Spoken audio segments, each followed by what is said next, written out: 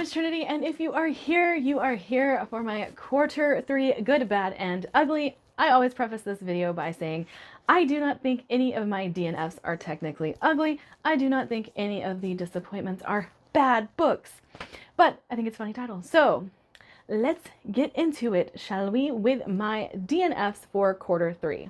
So the first book I want to talk about is Master of Poisons.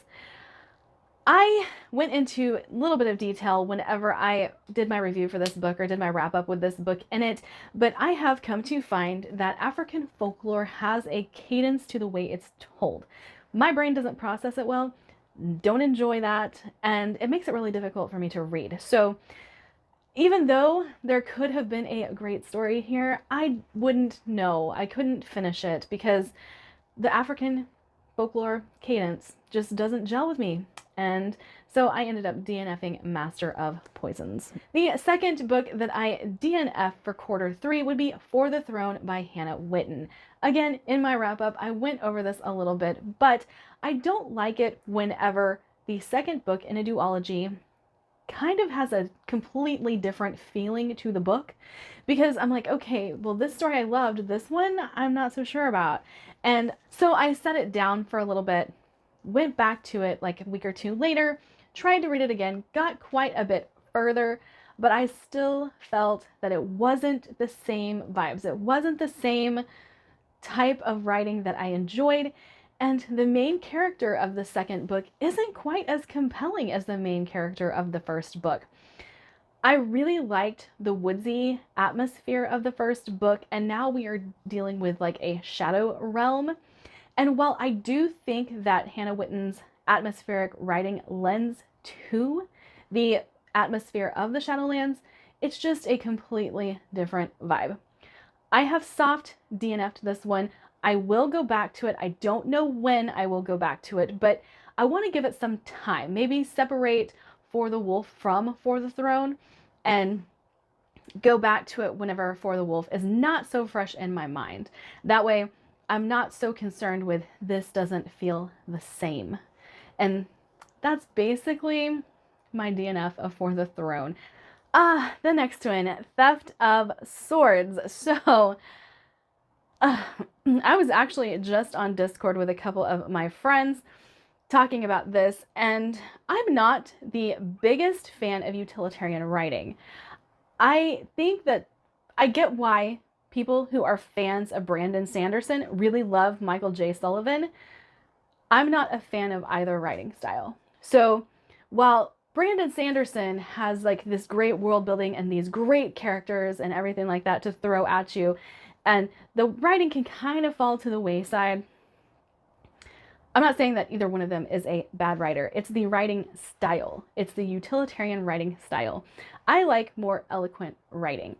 I don't want to say descriptive writing because I do like descriptive writing, but I want it to be purposeful description. I like Anthony Ryan as opposed to like a page-long description of a wall in George R.R. Martin's Game of Thrones. Like, I don't need all of that, but I do like it to be eloquent. I do like it to be descriptive. I do like it to be atmospheric. And I think both Sanderson and Sullivan lack in that. And it makes it where both of them can be fairly hard for me to read. I DNF'd Theft of Swords after getting about 25% through the second book in the bind-up. And the writing style, it just was not working for me at all. And yeah, but if you like Sanderson, give Sullivan a shot. The next book that I DNF'd would be The Forever Sea. The Forever Sea has still to this day got to be the best book I've ever DNF'd. It's beautiful. It's lyrical. The atmosphere is great. The characters are great. My issue was there's not a whole lot of stakes. There's not a whole lot of plot to push this book forward. And so it was very, very slow.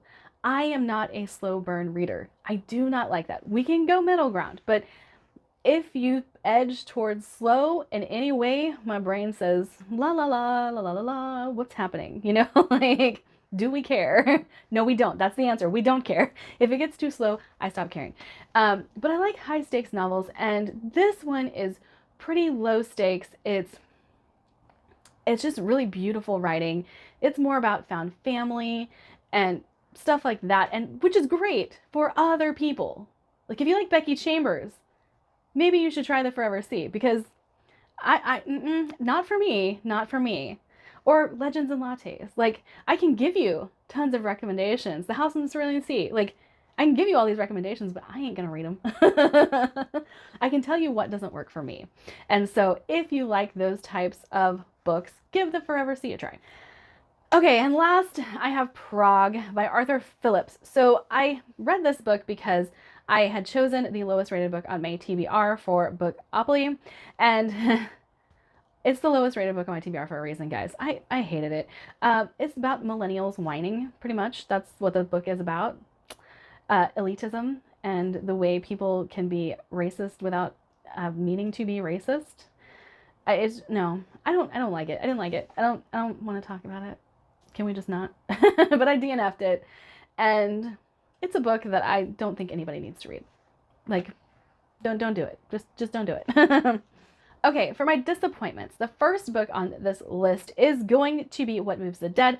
I don't want to talk about this too much because I talked a lot about it in my wrap-up, but I don't like preachy books. I don't like books that tell you to believe a certain way. When things are found in a novel that make you think, make you kind of test the limits of what you think, what you believe. I like those kinds of books. I like them a lot. And I really enjoy, like, good representation in books. Like, I want to see all walks of life in books. I want to see them. This is the way it is. This is normal. I don't want you to preach at me to believe what you believe. Like, no, I'm not going to thrust my beliefs on you. So don't thrust your beliefs on me. Even if I agree, I do not like it. And I think that using a very well-loved Gothic novel as the launching point for this book really actually ticked me off, because I love that story, and to manipulate it in a way to present this and the preachiness of this book and everything, like, to say I'm disappointed would be the understatement of the year. Now, if that stuff doesn't bother you, like you don't mind being preached at, you don't mind people shoving their beliefs in your face, then go ahead and give this a try. But I really, really didn't like it. Not at all. And it's poor use of representation in books, I think, because there are quite a few who talk about the struggles of being non-binary. There are quite a few who show what it's like to come up against someone who doesn't understand and it has to be explained. They don't understand, so one of the characters who is non-binary tries to explain it to that character. I don't mind that at all. And there's a lot of books out there that do it well. Like Lyndon A. Lewis does it well, Essa Hansen does it well. There's quite a few others. I just can't think of them off the top of my head, but I've seen it done well, and this is just not it. Next we have Traitor's Blade by Sebastian de Castile. So I'm putting this in my disappointments because I don't know, it shouldn't be a disappointment, but I didn't pick this book up because everybody thought that I was going to love it. And I told myself, I'm not. Like, just from everything that I heard other people say, is I don't think I'm going to love it. I just didn't think that. And so to say I'm disappointed whenever my expectations were met is a little harsh, but I do think that I was right. I knew I was not going to like certain parts of this book, and when it got to those parts, I was like, yep, see, I knew I wasn't going to like that. I knew I was not going to like that. However, I do think that this book is actually a good book. I just don't think that it's ever going to hit a favorites list of mine, and some aspects of the book actually irked me. And when I'm talking about, let's just say the way that the sex is utilized in this world, didn't like that at all. Like, nothing to do with any of that did I like. And the way that people are, like, just overly manipulative, and it doesn't come off well on page. I'm not saying that, like, it makes the person look bad. I'm saying it was not written well. Like, you could tell Sebastian de Castile does not have a manipulative mind. And so those parts just didn't work for me at all. Aside from that, I liked the rest of the book. But that is like my whole spiel on Traitor's Blade, is the sexy parts were not done well, and the manipulative parts were not done well. And so I kind of just either push the envelope or leave it alone. That's kind of where I am. Let's do our sword and sorcery and keep it epic and keep it heroic, or, you know, go full tilt on your manipulative, gray thinking characters. My next disappointment would be Every Heart a Doorway by Seanan McGuire. Now, everyone loves these books, and I don't get it. I read it. It was okay, but I don't get the hype surrounding these books. Portal fantasy to a world where you belong. Great concept. Great concept. Now, I haven't read any other Seanan McGuire. I say that. I think I read her urban fantasy a long time ago, but I can't tell you writing or anything like that, like how it compares. But I had heard so much about these that I was excited, and I picked up 3 of them. 1, 2, 3, yes. 3 of them at the buy sell trade when I found them in hardback. But this was okay, and it was okay for a novella. I just don't get the hype surrounding it. Like, I get the idea is great. However, I have heard from multiple people that the first book is probably the worst, and when you find yourself in the book is whenever it's the best book.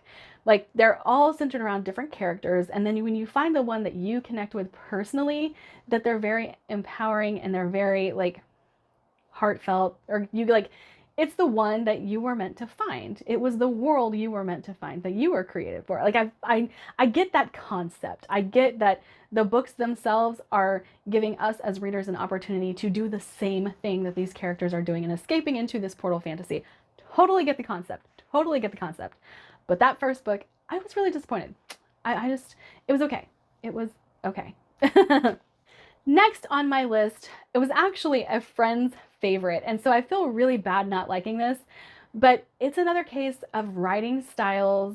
While one writing style works for one person, that doesn't mean it's going to work for the next person, and this is the case. I don't like the writing style of this book, and that also made me have a disconnect from this book, which is hard-hitting. There are girls recruited into a harem for the king, and the king treats them poorly, and they are all just trying to survive. They're all trying to get by in this world and do what they're supposed to be doing. And there's a couple of them that are a little rebellious, but like, when things start to get bad, they don't feel all that bad because I didn't feel a connection. So, and I was disconnected from the whole book, from the writing style. So it's just one of those things where this probably should have been a book I DNF'd and set aside and said not for me, but I read it for a readathon, and it didn't work. Didn't work for me. Sorry. Next we have The Night Tiger.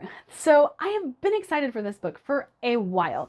I really like literary magical realism. I really like it. It's one of my favorites. I love the eloquent writing. I love the historical blend into the magical. I love it. It is something that speaks to me. I love the gothic nature of it. But while this book did a lot of things right, there was one thing it did, like, I won't say wrong, but there's one thing that it did that just rubbed me the wrong way. And it is the relationship between stepbrother and sister and them falling in love. I couldn't get past that to enjoy the rest of the book. And it starts early on where you can see that this is the direction that this relationship is taking. And every time they started leaning into that relationship, it got a little cringy for me. So while I think that the book is definitely deserving of a 4-star overall, I really didn't like that relationship and ended up giving it 3 stars. And I would be interested to see whatever else Cho decides to write or has written. I haven't read anything else by them, but yeah, didn't like that. It put me off to the rest of the book. Now for some surprises. So my first surprise I have to talk about, because the girl who doesn't like graphic novels likes a graphic novel, Saga. So this graphic novel is ridiculous and confusing and weird and semi-sexual. Like, there's some sexual content in it, but Oh my gosh, I loved it. I loved it. This is a case of something being just weird enough that I absolutely love it. You guys know the quirky stuff is my favorite. Now, it can't be too quirky because then I just derail, but Draconis Memoria remains my favorite series of all time. It's weird and I love the heck out of it. There's been a couple recently that I have said quirkiness outweighed all other things. Escaping Exodus. I absolutely loved Saga, and I can get why some people don't like it. I can get why some people are put off by it, but it's totally 100% up my alley. Another surprise was a random choice for the readathon, and it's the Monster of Ellenhaven. Now, whenever we were doing the readathon, it got to a point where some of us got into panic mode, and I had said I was supposed to read the Book Eaters for my board, and I decided it was too long, and then went ahead and read The Monster of Ellenhaven, which I ended up reading the Book Eaters anyway for someone else's board. Anyway, this is a very short novella that, oh, it's so hard to talk about because it's one of those books that you really just need to read it for yourself and find out what's going on. But there's like a blurb on the front cover, and I'll post an image because I read the ebook. There's a quote from, I believe, Joe Hill that kind of sums up what this book is. But it's gory. There are gay characters in it. But I don't want to say too much because really anything I say is kind of spoilery because it's, again, so short. But I adored it. I adored it. The relationship, it's messed up. It's messed up. And the whole scenario is messed up. But you're kind of dealing with like perversions of truth and stuff like that. But anyway, that's as much as I'm going to say. Read The Monster of Ellenhaven, especially if you like really dark, kind of gory, gay books. That's all I can tell you. That's all I can tell you. But yeah, especially if you're a horror fan, you will definitely need to read this one. Next surprise, and this is a surprise for me because of the comps. It said, House in the Cerulean Sea meets You've Got Mail. If you know anything about me, those comps on a book should absolutely 100% turn me in the other direction. I should not like them at all.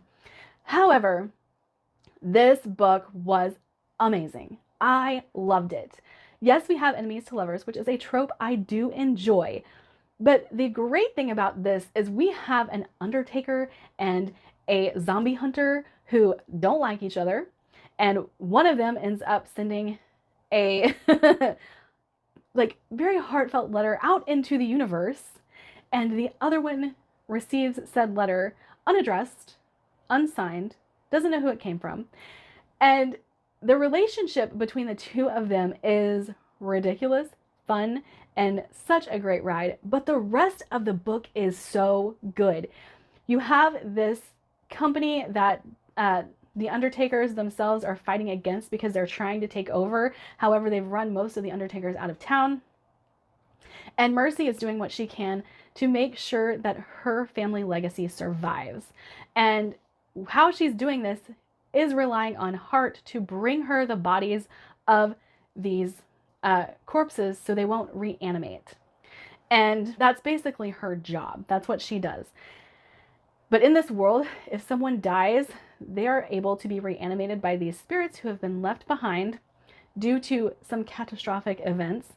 And it's just so good. It's so good. Everything about it is good. The romance itself is pretty dang cute, a little sweet, but I think the world being so dark and in the state that it's in is very well balanced by the sweet romance that takes place. On a different note, A Strange and Stubborn Endurance by Foz Meadows. Okay, so I loved The Undertaking of Heart and Mercy for the exact opposite reasons that I loved A Strange and Stubborn Endurance. A Strange and Stubborn Endurance starts off with a guy who finds himself sexually assaulted. And it's really hard to read. It's really hard to look at it objectively because of what actually occurs. And it's really hard to see how the people around him respond to it. So this is hard hitting from the get-go. And then after things settle down and our main character takes a journey to get married. They find out the people that he's supposed to be marrying off he's supposed to be married off to their daughter. They find out he's gay and set up the relationship to be established with their son because they have no qualms about that. Their country doesn't view gay or who you love is who you love. That's kind of what they believe. And so when he gets there and finds out that he could actually have a relationship with the person that he's supposed to marry, he panics and tries to commit suicide. So like these are the initial enticing incidents of this book. It's very hard hitting. It's very dark. There are a lot of themes and big issues tackled within it. The thing that I loved about this, like I said, it was the opposite of the Undertaking of Heart and Mercy, is that he has someone he can look to and say, that's my person that's going to take care of me. And so the relationship between the two main characters, it's really, really cute. It's really, really sweet.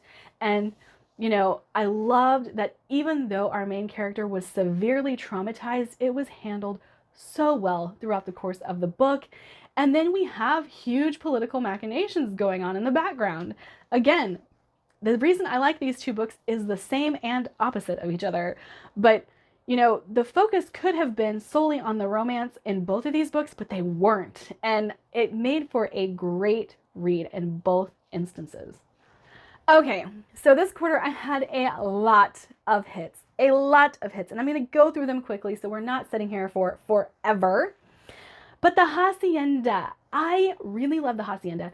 Whenever you look at comps for a book, especially in like fantasy, you always hear the next Game of Thrones, the next Lord of the Rings. Nobody cares. We have all figured out, you marketing people, that means nothing. There's nothing that you can say that will make us believe this is the next Game of Thrones because you've used it too much and it's not true. So when I saw the comps for the Hacienda being Mexican Gothic and Rebecca, I told myself, don't trust it. But it was 100% true. This was a great blend of Mexican Gothic meets Rebecca. We are deeply, deeply immersed into Mexican culture in this story, and I absolutely adored it. I loved digging into the lore. I loved the slow burn build of this novel, which I can only accept in Gothic novels. You guys probably already know this. If it's a Gothic novel and I know there's a huge payoff coming at the ending, I accept the slow burn. We can deal.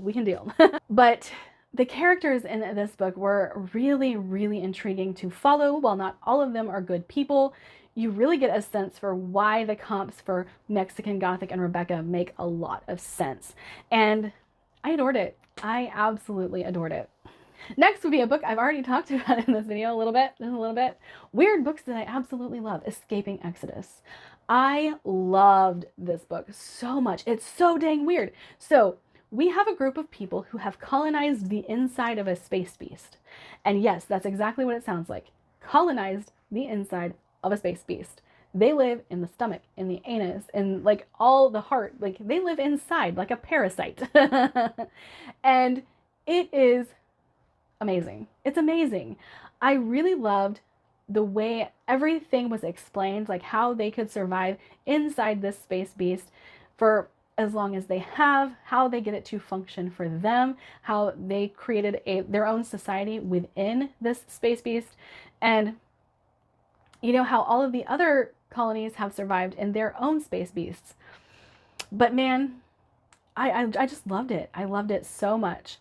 And there are things about this book that I will never forget. I'm not going to talk about them because they would be very spoilery, but I will never forget some of the ending of this book, the way that they chose to survive. Like it's insane. And some of the things that happen to the space beast because people are living on it, in it, it's kind of like sad. It's kind of sad, but there is this great part of the book where some of that stuff is explained, like how the space beast feels and how that comes about, that they find out is just, it's so good. It's so good. Next, we have A Touch of Light by Tiago Abdallah. So it's funny, he's part of our Discord. I read this book as, I had to read a book that was a Discord, or by a Discord member for our readathon. I'd always intended to read this book, and I used that readathon as my excuse And talking to Tiago, he was like, I didn't want to tell you this, but I knew you were my audience. I think he just didn't want to be wrong.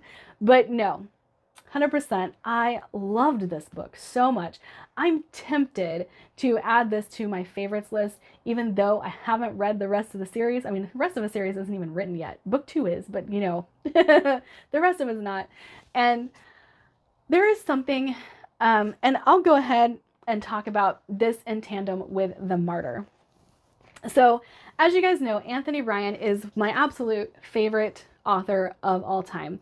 And The Martyr and A Touch of Light do things that I absolutely love. I really love when you can see an author's love for history come through in how they write. I really love when authors dissect religion within the world that they have created, because again, this is why people go to war. It's very prevalent in The Martyr, and it's very prevalent in A Touch of Light. This happens today. Like, we still see this today. This is a very real thing, very visceral thing.